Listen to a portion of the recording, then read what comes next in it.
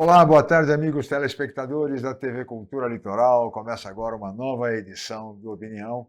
E nesta sexta-feira, dia 11 de abril, nós estamos recebendo, com muito prazer, o diretor executivo da Associação Comercial de Santos, Adalto Corrêa Júnior, que também é professor e empresário do setor educacional. Boa tarde, Adalto. É um prazer recebê-lo aqui. Boa tarde, eu agradeço o convite. É sempre um prazer estar aqui com os amigos. Muito obrigado, Adalto. E também o nosso comentarista, o advogado Roberto Mohamed Amin Júnior. Boa tarde, Roberto. Obrigado pela presença. Boa tarde. Muito bem, senhores, nós vamos agora assistir um VT que trata de tarifa social da conta de energia, da conta de luz, que anda, como se sabe, muito cara. E agora uma proposta do ministro de Minas e Energia para ampliação da tarifa social. Vamos ver o VT, por favor. A declaração foi feita durante o Fórum Líderes em Energia, que acontece no Rio de Janeiro. O ministro de Minas e Energia, Alexandre Silveira, afirmou que a proposta de reforma do setor elétrico inclui ampliar o programa de tarifa social nas contas de luz. A previsão é de oferecer gratuidade a 12 milhões de pessoas e reduzir o valor das contas de 48 milhões de consumidores. Hoje, só indígenas e quilombolas estão isentos do pagamento. A tarifa social garante descontos de até 65% nas contas de energia para quem consome até 50 quilowatts. Agora nós estamos ampliando para também até 80 quilowatts. Isso tem um efeito muito grande na vida das pessoas, principalmente casado com o maior programa de combate à pobreza energética do planeta, que é o Luz para Todos. A proposta de reforma do setor elétrico, segundo o ministro, será entregue até o final deste mês para a Casa Civil. O ministro de Minas e Energia só não explicou como o governo vai compensar a isenção na conta de luz ao ser questionado sobre o assunto. Uma possibilidade seria usar o Fundo Social do Pré-Sal. Fernando Haddad disse que não há nenhum estudo sobre o tema no Ministério da Fazenda ou na Casa Civil. O maior desafio da reforma é garantir a justiça tarifária. Por isso, uma das propostas é permitir ao consumidor o direito de escolher de qual distribuidora comprará a energia elétrica. Muito bem, aí está. Esse é um tema que vai a um imbróglio, hein?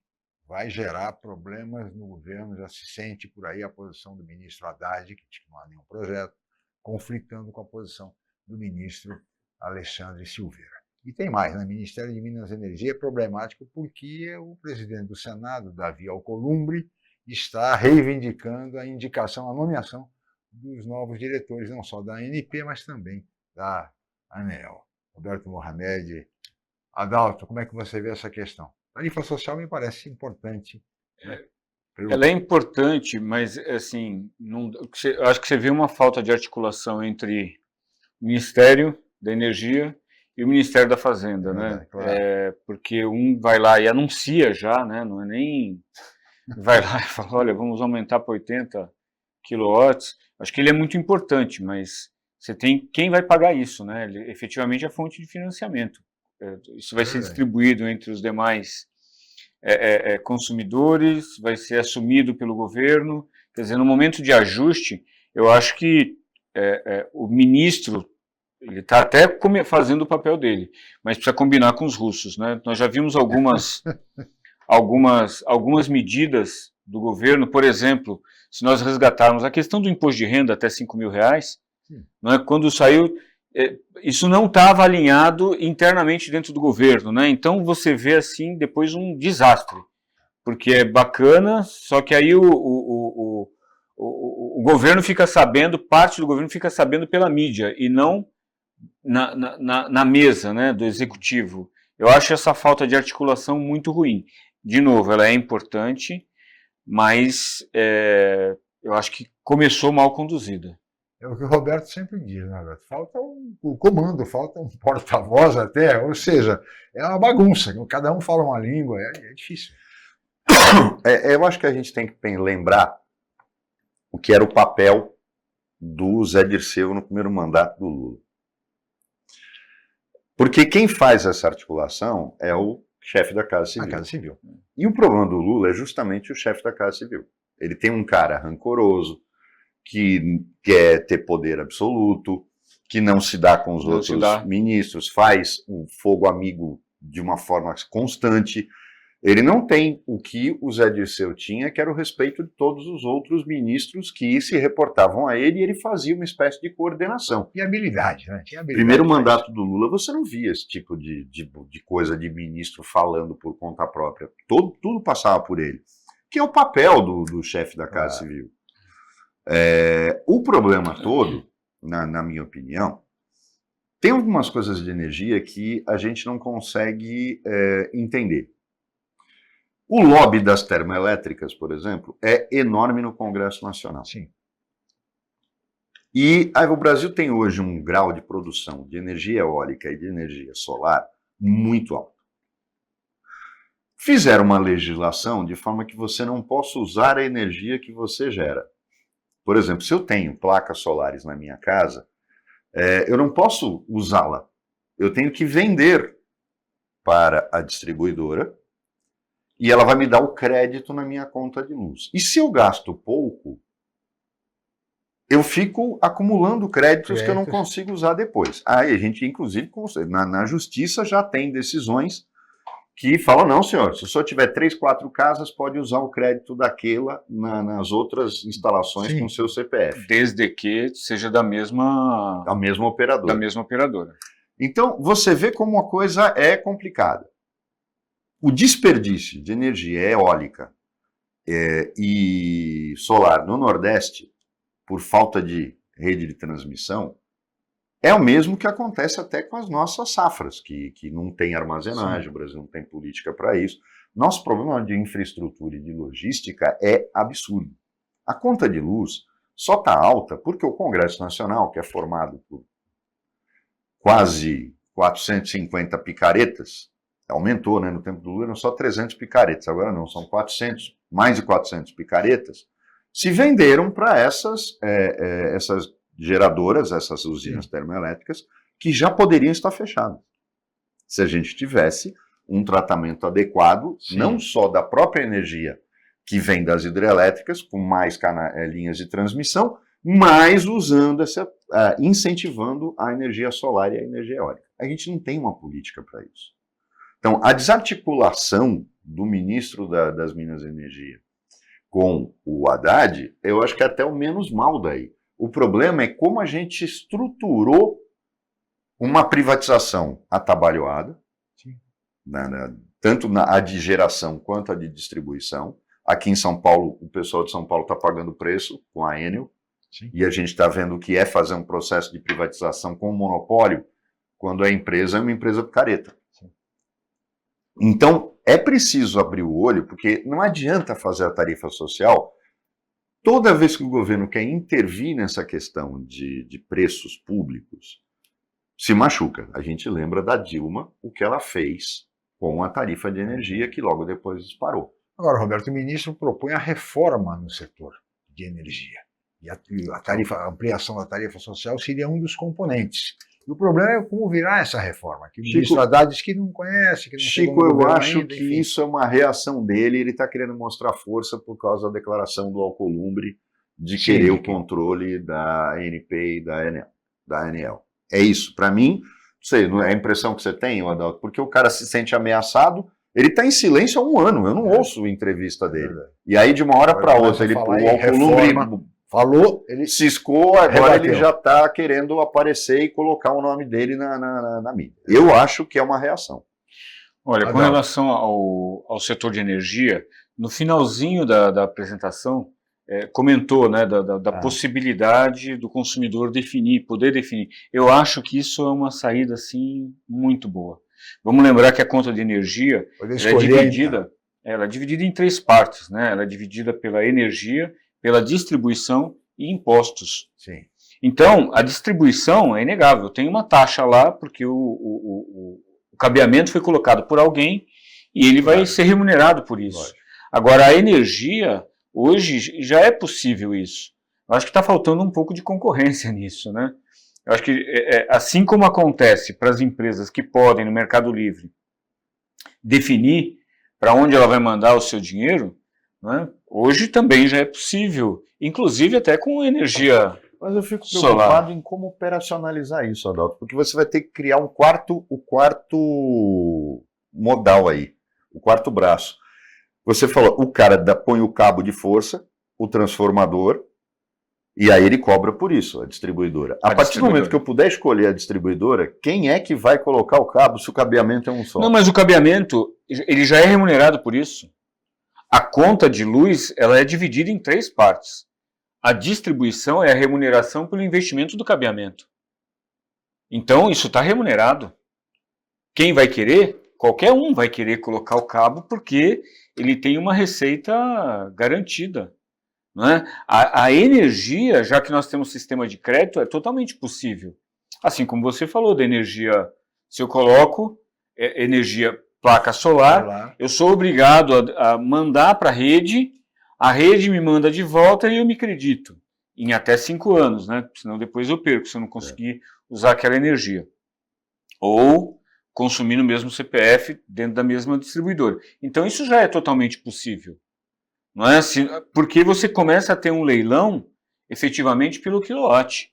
Quanto está cobrando o quilowatt? Então isso não é uma novidade lá fora. Sim. Não é? Então, e hoje a tecnologia já permite isso, tanto que nós fazemos isso. Você comentou que eu sou empresário do setor educacional. Eu tenho um colégio. A minha energia, apesar do cabo vir pelo da CPFL, a energia eu compro de fazenda solar. Sim. Então, isso hoje a tecnologia permite isso. A energia da minha unidade é sustentável e ela é solar. Mas eu vou lá e assino um contrato com uma empresa de energia solar e compro. Mas e quem colocou o cabo? Está sendo remunerado? Já. Tá, porque a conta é fracionada dessa forma. Então, aí a gente teria o esvaziamento do monopólio. Por exemplo, uma Enel poderia até quebrar. Claro. Exatamente. Porque o consumidor faria ela quebrar, dizendo, você não presta serviço péssimo, serviço é péssimo, o que se vê em São Paulo, 30 e tantas mil residências em São Paulo, na capital, sem luz, por conta da chuva de ontem. Acredito que não seja uma virada de chave tão simples, mas hoje a tecnologia é disponível. Vamos ver. É possível caminhar para isso. Aguardar esse projeto de reforma anunciado pelo ministro Alexandre Silveira. Muito bem, senhores, vou pedir rápido intervalo, peço a licença de vocês. Voltaremos em seguida com a opinião.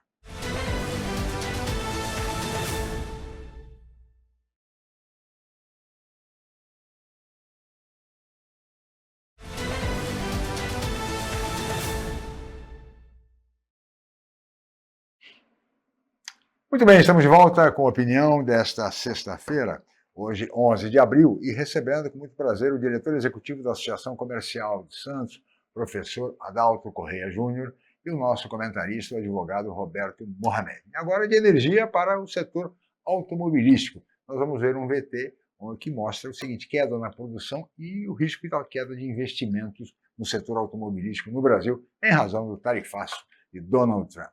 Vamos ver. O recuo das tarifas de Donald Trump não se aplica ao setor automotivo, que seguirá com taxas de 25%. E o Brasil deve sentir os efeitos colaterais. A medida afeta diretamente países como o México. De cada 4 carros produzidos em solo mexicano, 3 têm como destino os Estados Unidos. Com o tarifaço, é provável que os americanos deixem de comprar cerca de 1 milhão de veículos. E parte dessa frota pode parar justamente no mercado brasileiro. Com mais carros importados à venda, a produção por aqui pode cair. E esta não é a única ameaça pelo caminho. As montadoras brasileiras disputam investimentos com outras plantas ao redor do mundo. E diante das incertezas do momento, as matrizes preferiram adiar os planos. Com o sinal vermelho, o setor foi obrigado a pisar no freio. Em meio ao que a mídia internacional já chama de caos, o ministro da Fazenda, Fernando Haddad, pregou cautela. O que o presidente está recomendando é muita prudência, né? Os canais diplomáticos estão abertos, as conversas com o governo dos Estados Unidos estão acontecendo, sobretudo com o secretário que cuida do comércio exterior. Isso está em curso.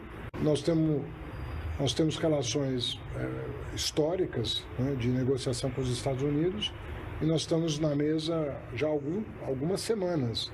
Apesar de conversar diretamente com os Estados Unidos, o governo brasileiro defende o multilateralismo no comércio internacional. Mas, diante de tanta incerteza, ainda não há uma estratégia para negociar com os norte-americanos. Pois é, há muita incerteza neste cenário, meu caro Adalto.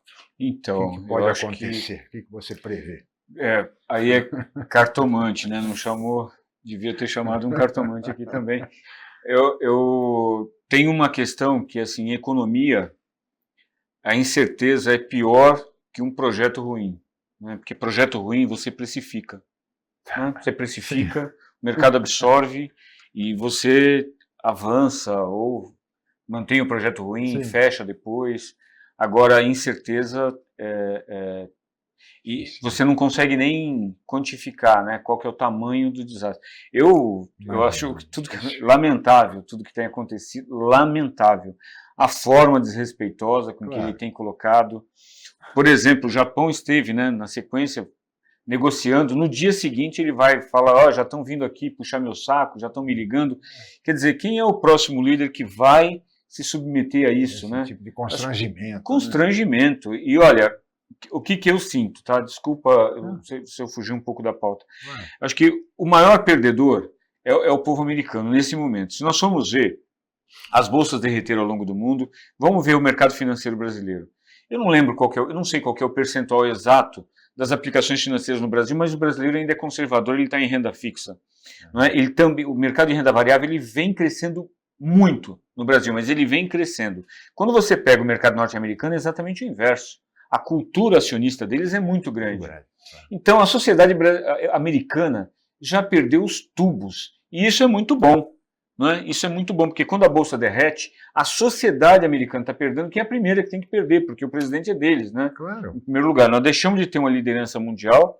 O presidente dos Estados Unidos sempre foi uma liderança mundial. Hoje ele é presidente, nem sei se dos americanos, ele é presidente dos Estados Unidos da América. Né? É diferente de ser presidente dos americanos, porque é um desastre. Uma questão, ele colocou uma questão extremamente complexa, tratou com uma simplicidade impressionante, não é?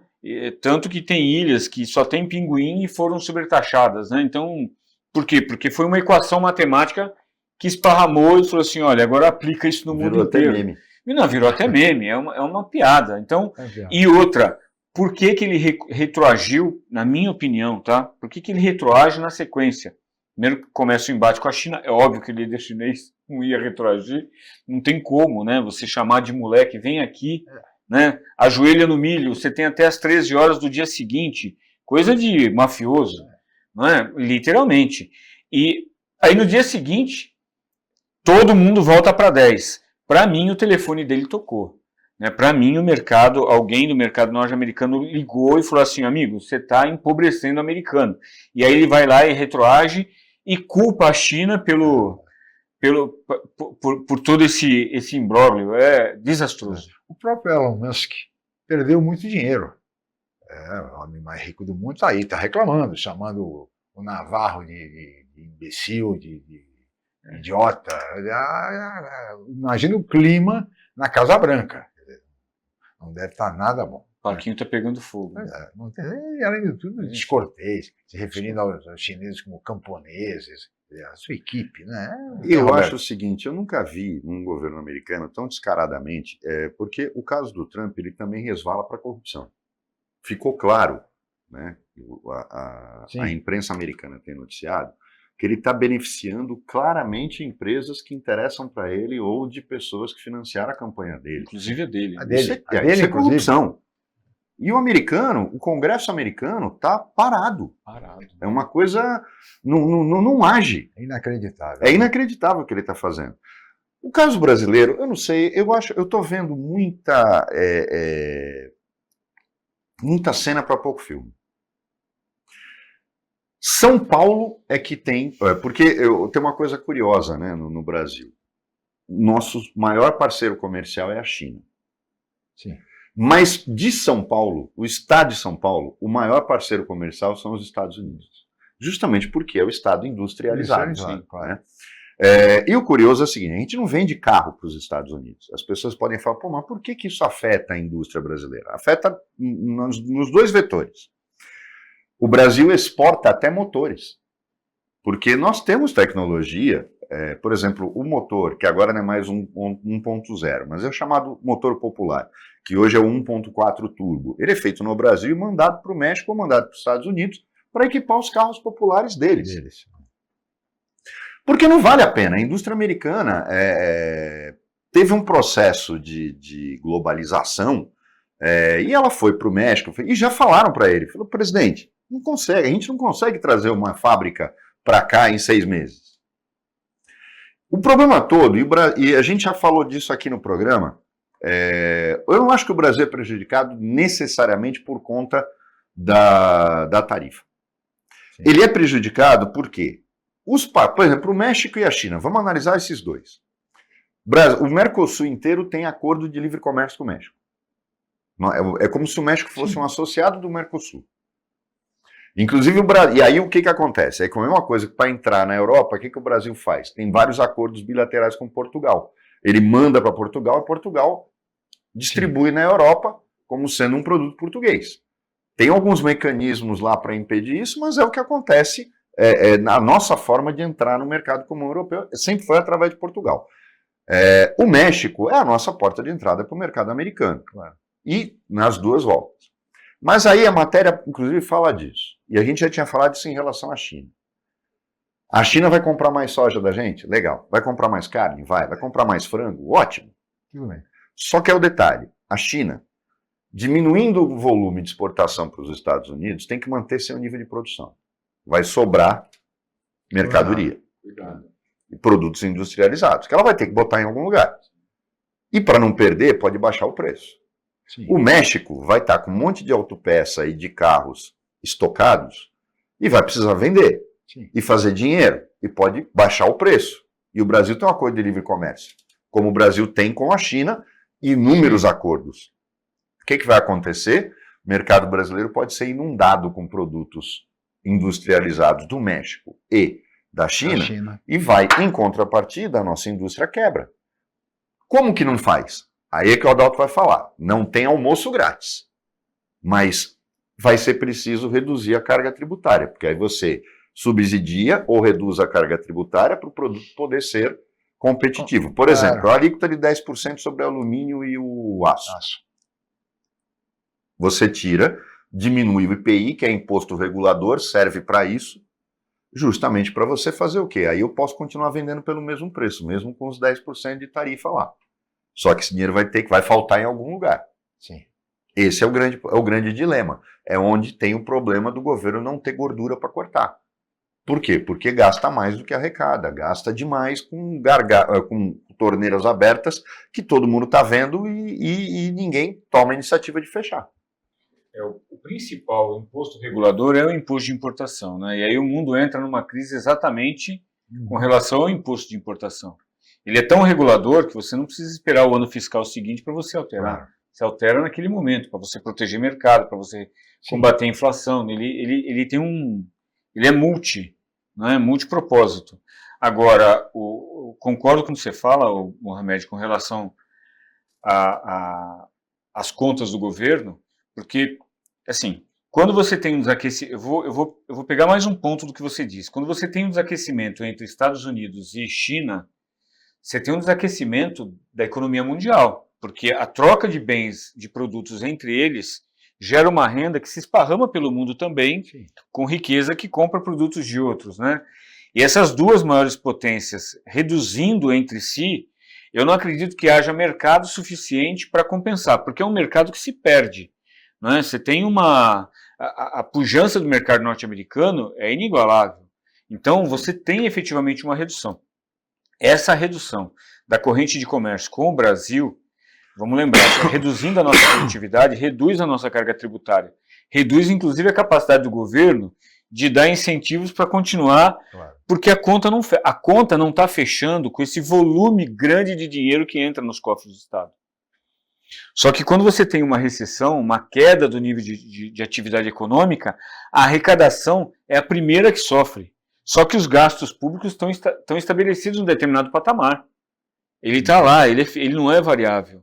Então, o Brasil corre um risco, assim, ajuste fiscal, ele sai da pauta porque vai ser impossível você fazer ajuste. Porque você sai da pauta do ajuste fiscal para a pauta de sobrevivência, para manutenção de emprego. É assim, pode não ser tão simples assim. Professor, peço sua licença, Roberto, vamos para mais um rápido intervalo, mas voltaremos em seguida com a opinião.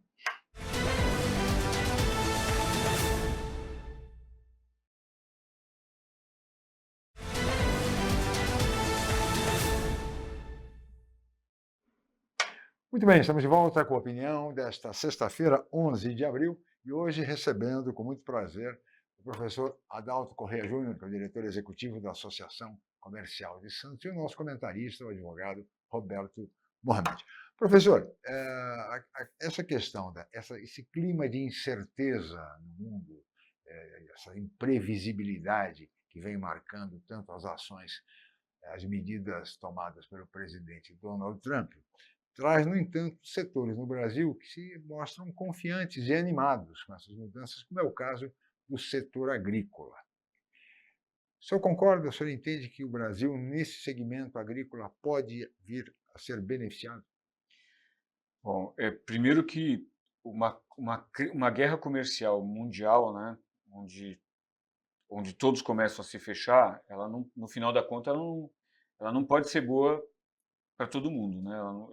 Eu não acredito, porque nós podemos vender mais, né? Mas nós temos a nossa estabilidade interna também. Né? Eu não acredito que... Eu acho que o Brasil tem alternativas para reduzir o impacto. Tá? E aí tem setores que se beneficiam.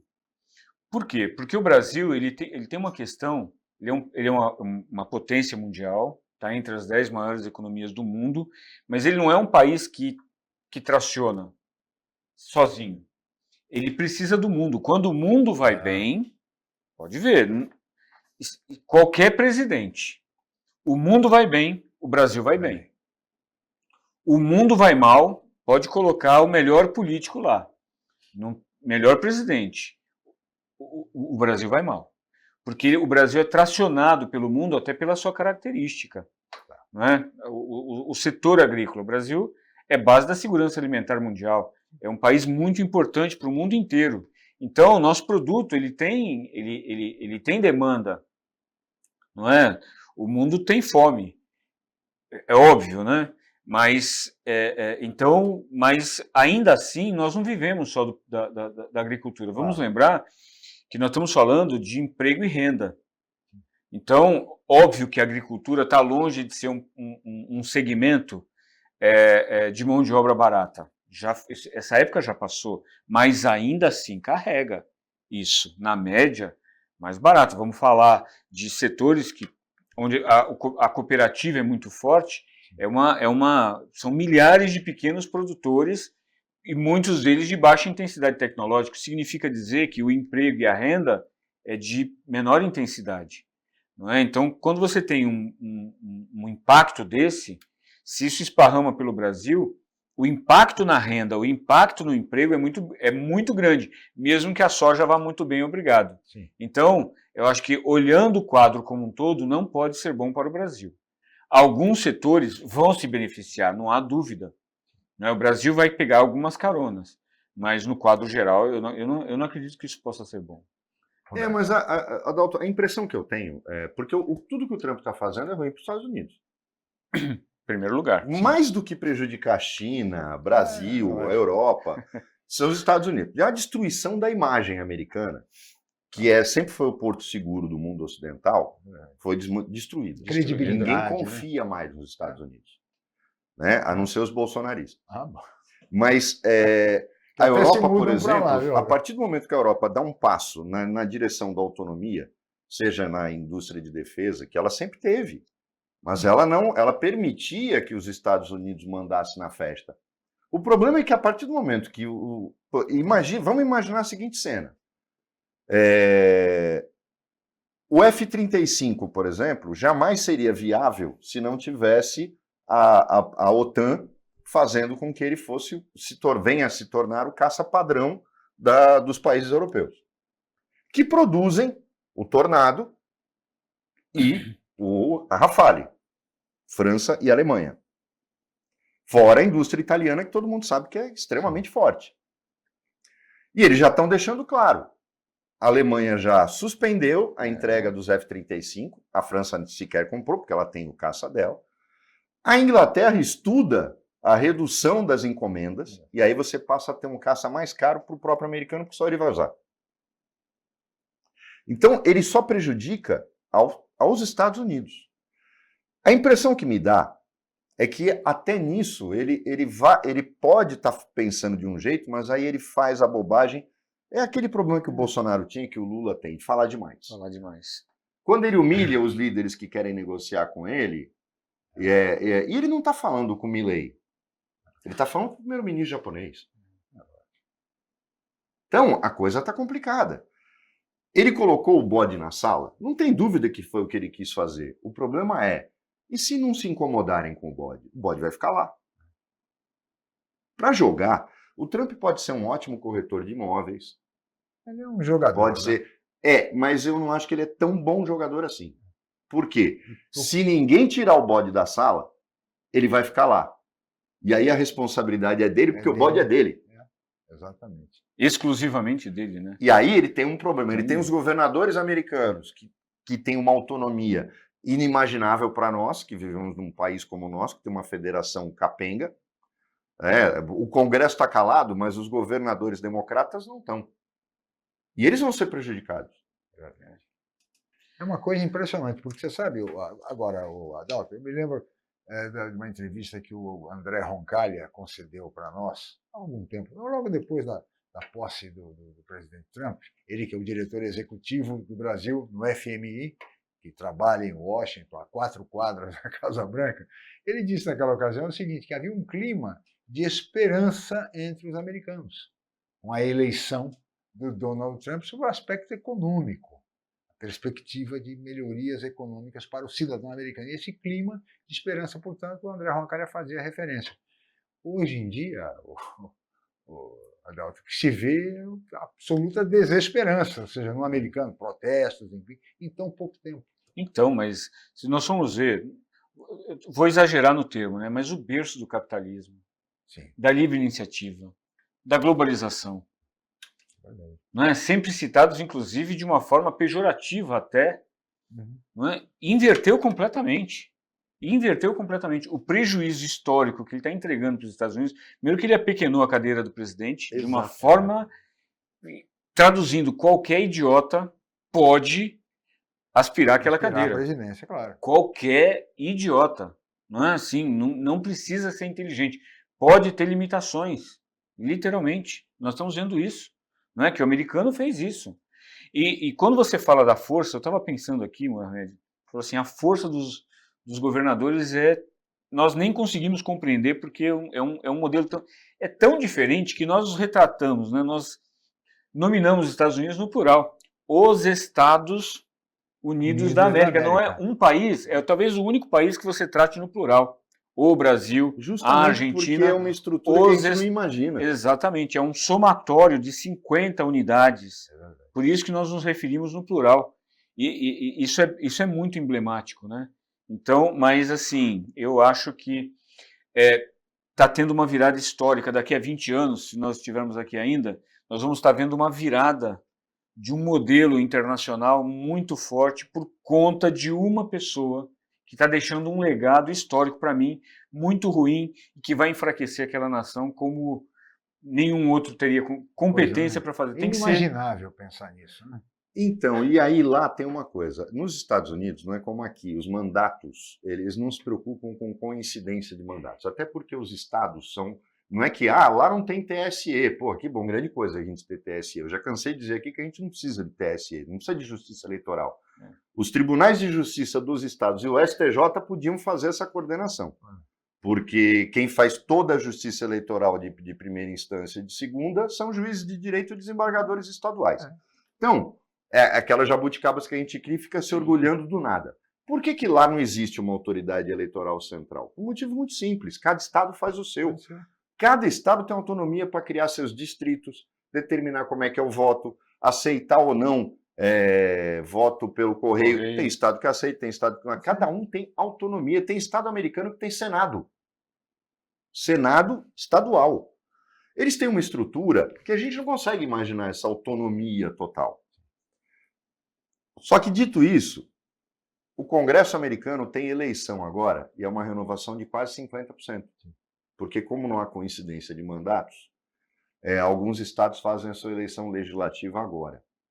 E vai renovar algo em torno de 40% da Câmara e do Senado. O que vai acontecer? A maioria que ele tem na Câmara e no Senado, com essas lambanças que ele está fazendo, vai perder. Ele pode perder. Olha, tudo indica, hein, do jeito que a coisa está. Então, a coisa vai ficar complicada para ele, porque ele pode ter 2 anos do mandato dele sem maioria no Senado e na Câmara, se ele continuar fazendo o que ele está fazendo. Porque os reflexos é o tal negócio, é a história do ovo. Está faltando o ovo. Já tem um monte de produto americano nas prateleiras dos supermercados e as pessoas já estão preocupadas e estão comprando, porque o americano se apavora muito fácil. Já estão comprando e já está tendo desabastecimento. Claro. E aí você tem inflação, porque é a lei de mercado. Você está faltando produto, o preço sobe. Nós vivemos isso. Nós aqui no Brasil temos até muita experiência disso. Exatamente. Eles não têm. E outra, ele esqueceu uma coisa, que o Trump, não é que esqueceu, eu não sei o que passa na cabeça dele. Boa pergunta. Melhor. Nós tivemos um processo de desindustrialização que já tinha começado no governo do Temer, mas aí eu acho até que de forma inercial, mas que no do Bolsonaro acelerou. Por esse compromisso do Bolsonaro com o agronegócio, ele simplesmente esqueceu a indústria nacional. Esqueceu. E ela foi num processo de fechamento de indústrias enorme. E o agronegócio crescendo. As pessoas só não entendem uma coisa. O próprio projeto da ditadura que os bolsonaristas tanto dizem ter saudades era que o Brasil deixasse de ser um país agrícola para se tornar um país industrial. E aí houve um processo contrário. E a gente sabe que não vai ser fácil para o Lula retomar esse processo de industrialização, porque ele não vem da noite para o dia. Sim. Esse é o grande problema. E a mesma coisa lá. É como eu falo, os americanos não estão dizendo, os empresários americanos estão dizendo para o Trump, eu te apoiei e você está me ferrando. O Elon Musk, ele está dizendo que vai sair do governo, mas ele não vai sair do governo porque ele está insatisfeito, é porque as ações das empresas dele caíram. Perdeu muito Como dinheiro. caiu da Meta, caiu da Amazon. Por quê? Porque a imagem deles ficou associada ao Trump e o próprio mercado americano está mandando um recado. Muito bem, senhores, vou pedir licença, nós vamos para mais um intervalo e voltaremos em seguida com a opinião.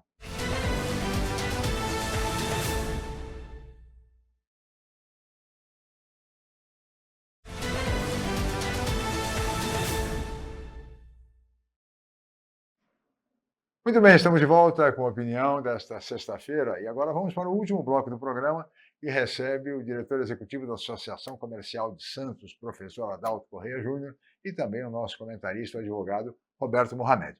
Agora vamos ver mais um BT que trata da situação vivida pela Argentina de Javier Milei. Vamos ver, por favor. Javier Milei chamou a paralisação de ataque à República. Ataque à República. E mandou espalhar avisos nas estações de trem e de metrô, acusando os sindicatos de impedir a população de trabalhar. A greve geral reúne organizações sociais, aposentados, universitários e cidadãos em geral que têm sofrido com os cortes de gastos públicos.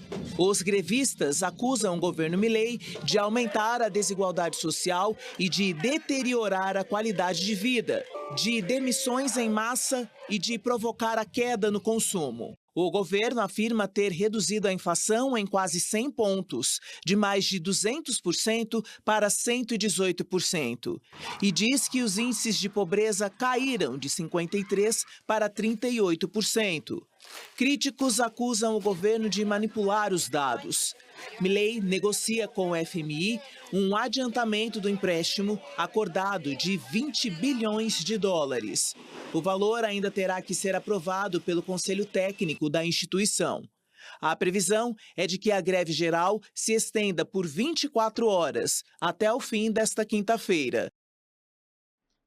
Muito bem. A greve geral é considerada pelo presidente Milei como um ataque à República Argentina, Roberto Mohamed, Adalto. Mas é oculta a personalidade, a sua própria personalidade. O Milei, ele é aquele ditadorzinho de boteco da esquina. O Bolsonaro usou essa técnica, aquele cara, ele tenta trazer para ele o símbolo de eu sou a República. A gente já falou aqui, os números dele são ótimos. Luiz XIV, Manipulados. o Estado sou eu. Manipulados, mas os números dele são ótimos. A custa do quê? Da miséria do povo. Vamos lembrar que quando a gente teve o Plano Real, qual era o grande mote do Plano Real? Ele tombou a inflação trazendo desenvolvimento. O Plano Real não foi recessivo. Teve um ajuste fiscal também. Teve. Mas não foi draconiano. Exatamente. O problema dele é que ele simplesmente tirou o estado da vida do argentino. De uma hora para outra. É fácil cortar gasto. O povo está na miséria. É fácil cortar gasto assim. Só que, e aí ele vem dizer que a pobreza diminuiu. Qualquer um de nós que tenha ido para a Argentina nos últimos 2 anos, sabe, Buenos Aires principalmente, não tinha morador de rua. Isso era um dos maiores orgulhos do argentino. Era o sistema educacional deles e não havia morador de rua. Hoje você tem em todas as ruas. Isso para a Argentina é um golpe no seu orgulho nacional. E aí vem um cara que lambe o Trump como um cachorrinho, tá de pinico estendido para o FMI, e fazendo com que o povo argentino pague a conta. E acha que uma greve geral é contra a República, não a ele. É outro também que está tirando no próprio pé. Não tem dúvida nenhuma. E aí vem a Sina Argentina, que aquele período que a gente teve uma troca, acho que 4 presidentes no espaço de 1 ano e meio. Não, teve um que durou alguns dias. Alguns dias. A gente vai ter um problema sério. A gente vai ter um problema. Eu acho, e aí mais uma coisa que o Adalto colocou no bloco anterior. Para nós é péssimo que exista uma crise desse tipo na Argentina. A Argentina é nosso terceiro maior parceiro comercial. Sem dúvida. E com essa visão do presidente Milei, que lembra Luís XIV, aquela famosa frase, l'État c'est moi, ou seja, o Estado sou eu, é como ele se considera, ele é o Estado em si, é o poder. Né? Realmente as perspectivas não são nada boas. Não são nada boas. A Argentina, é impressionante como ela conseguiu produzir crises simultâneas. Não é? Então, de fato, ele pega um governo, um país completamente desestruturado. Porém, assim, eu tenho muito medo dos extremos, eu tenho muito medo dos salvadores da pátria. Né? As formas desrespeitosas também com que um chefe de Estado se dirigiu a chefes de Estado de outros países, inclusive do Brasil. É verdade. Não é? Então, é assim, em vez de você construir pontes, você detona as pontes, não é? Coloca uma cueca por cima da calça e vermelha, né? E acha que vai voar. Isso não é ajuste fiscal, não é assim que se faz ajuste fiscal. Ajuste fiscal é uma linha de tempo, você estabelece uma linha de tempo, estabelece uma meta, é um processo complexo, não é? Quando você tem um Estado muito pesado, muito enraizado, você não vai chegar cortando, como fez também o mega empresário americano, o Elon Musk, chegando simplesmente desativando os setores, né? Literalmente isso aqui deixa de existir. E é o que nunca caiu tanto avião, helicóptero nos Estados Unidos. E aí colocaram, ele reduziu em 1/3 o número de controladores de voo. Sim. Então, mas de uma forma atabalhoada, né? Simplesmente sem nenhum estudo, vai lá e desce a caneta. Então, quando fala, né, que a inflação cai de 200% para 100%, 100% é hiperinflação. Não é? Até você vangloria disso, não, para 100%. Não, é assim, quando você, a partir de um determinado nível de inflação, nenhum dado é correto, né? Porque 100% na média significa que tem produtos subindo 300, 600% Claro. de uma hora para outra. É uma média. Não é? Então, não há mecanismos confiáveis de medição. Mesmo que fosse muito sério, né? Não estou nem dizendo que há manipulação, mesmo que ele fosse muito sério. Então, é um total descontrole. E hiperinflação, ela é caracterizada também pela elevação geral e contínua de preços, mas de forma descontrolada. Traduzindo, o Estado perde praticamente o controle. Não há medidas. Tanto que, desde 86 no Brasil, a tese que se entendia que uma hiperinflação nós tínhamos que fazer com um choque econômico. Você só rompia a inércia inflacionária através de um choque econômico, porque não há mecanismos de juros, de compulsório, que obedeçam a esse descontrole. Então isso é uma situação muito séria. Aí o cara chega e vai dando canetada e acha que está governando um país. E se a greve geral é um ataque à República? E manda colocar nos aeroportos, nas estações de trem. Não, mas é o que o Trump está fazendo quando ele tira um deputado de dentro da Câmara, porque o cara protestou durante o discurso dele. A gente está assistindo cenas nos Estados Unidos prendendo estudantes porque protestaram contra... Nazifascismo.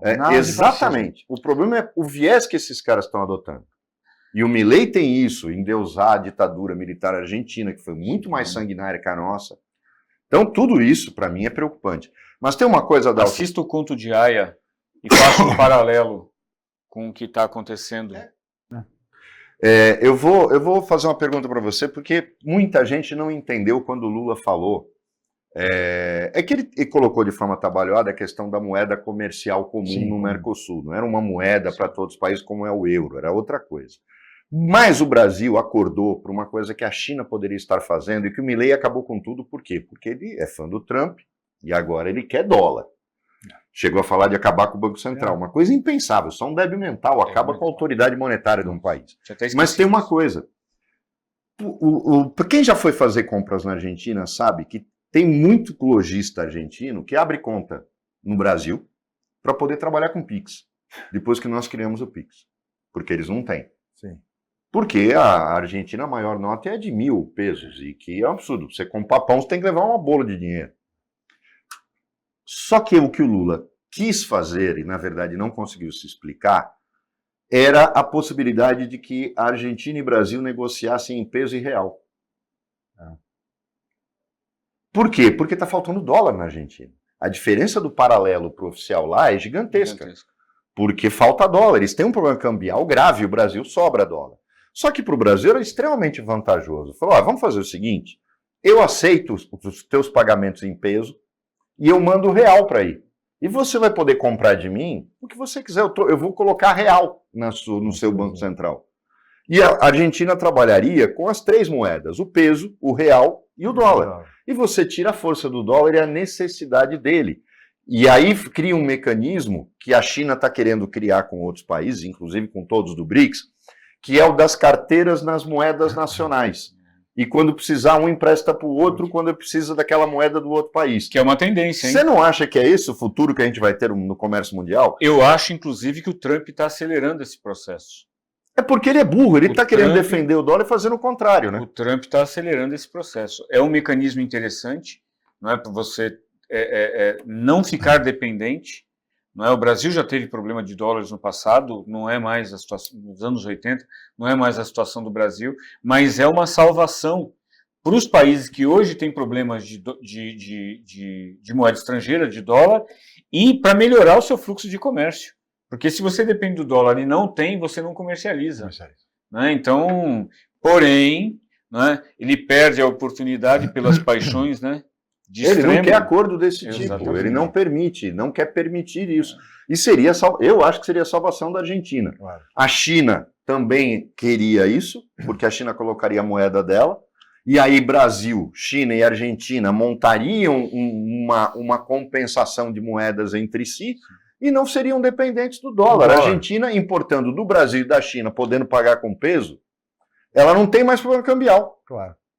Mas você tem um presidente fanático, Dá nisso. Como se o Trump tivesse dando alguma bola para ele. Nada. De Judiação. importância para a gente. Judiação. Muito bem, Adalto, olha, nós teríamos muito mais a conversar, professor, mas somos limitados pelo tempo. Eu queria agradecer muito a sua participação no programa. Muito obrigado, Adalto. Eu que agradeço o convite. Muito bem. Roberto, muito obrigado.